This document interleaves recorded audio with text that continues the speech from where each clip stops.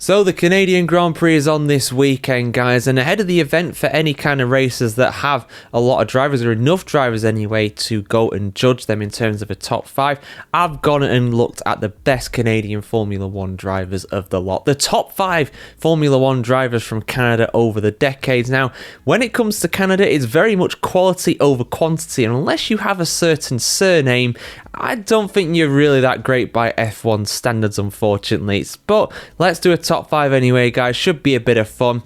Number 5, George Eaton. Now, you might be thinking, who? Who was that? Well, I have to say I kind of agree with you on that one. And unfortunately, George Eaton was not the best F1 driver, but he did compete in Formula 1 between 1969, nice, and 1971, racing for the BRM team during that time. He never managed to score any points, but if the points did go down to 10th place like they do nowadays, then he would have got a point in his home race in 1970 around Mosport Park, the former home of the Canadian Grand Prix. But yeah, unfortunately, by F1 standards, that was very much as good as it got for Georgie boy, good old Eaton there. But let's go and head to the other drivers. Now, all these other 4 you will have at least heard of, and now honestly, this guy, I'd say he has a case to be number 1, but I've put him in number 4. I wanted to make it fair to the others, I didn't want to go bigging him up too much. He is a very confident man and someone who we very sorely miss in Formula 1 these days. It's, of course, the GOAT himself, Nicholas Latifi.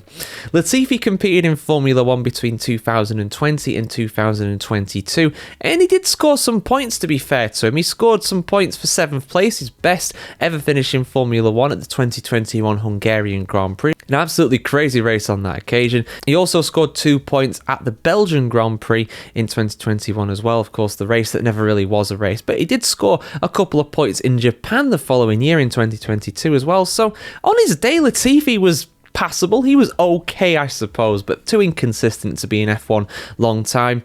A lot of people labelling as a pay driver, something that can also very much be levied at number 3 on the list, and it pains me to put him number 3 on the list because I don't rate him at all, but compared to the opposition, he has had a career in Formula 1, a long career, the most experienced Canadian in Formula 1 history.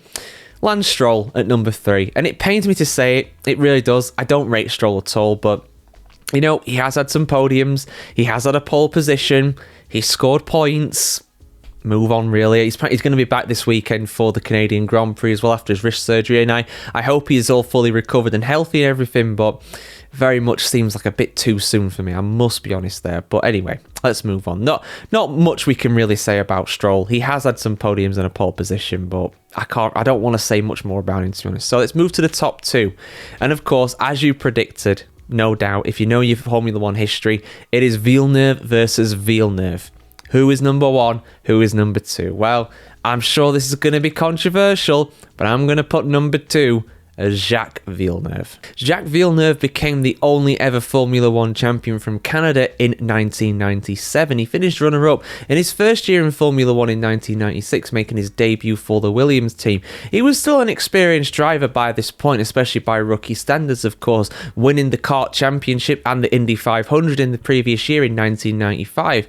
In all, he managed to get 11 victories to his name, but he very much burnt bright and hot, and after that he kind of fizzled out, really. He spent the rest of his career going around the midfield of Formula 1, bouncing from team to team, drove for the likes of Sauber, Renault, most notably as well BAR, who he was like a weird team owner or part owner or something like that. He was had some kind of vested interest in that team, thinking that they were going to be the next big thing in 1999, and the car just consistently blew up, unfortunately. But 11 wins to his name, 23 podiums, 13 pole positions and 9 fastest lap.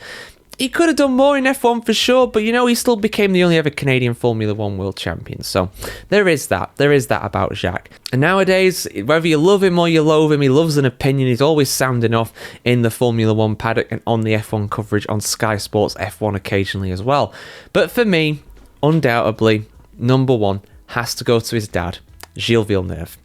Gilles Villeneuve, for me, easily could have become the first Formula 1 champion from Canada had he lived through the 1982 season. Indeed, his teammate during that season, Didier Pironi, finished runner-up in the championship despite not being able to complete the season after a career-ending accident at the Hockenheimring.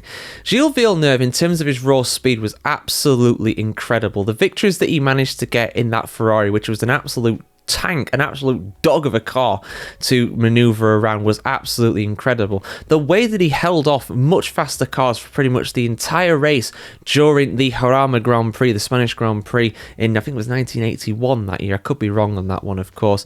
He had some epic duels, of course, with Didier Pironi during their time at Ferrari. He managed to win around Monaco. His 6 victories in Formula 1, every single one of them was incredible. And even the ones that he didn't win, the ones that he got in second place when he was fighting against, was it René Arnoux at this French Grand Prix in 1979? Dijon, I believe it was. One of the best duels in Formula 1 history, one of the best ever fights I have ever seen. Unbelievable stuff. Finished runner-up in the championship to his teammate Jody Scheckter during only his 3rd season in Formula 1 in 1979. Only his 2nd full season in Formula 1 as well. He is someone who really could have been, he is without a doubt someone who could have been world champion for me. In terms of his raw talent, he was absolutely unquestioned.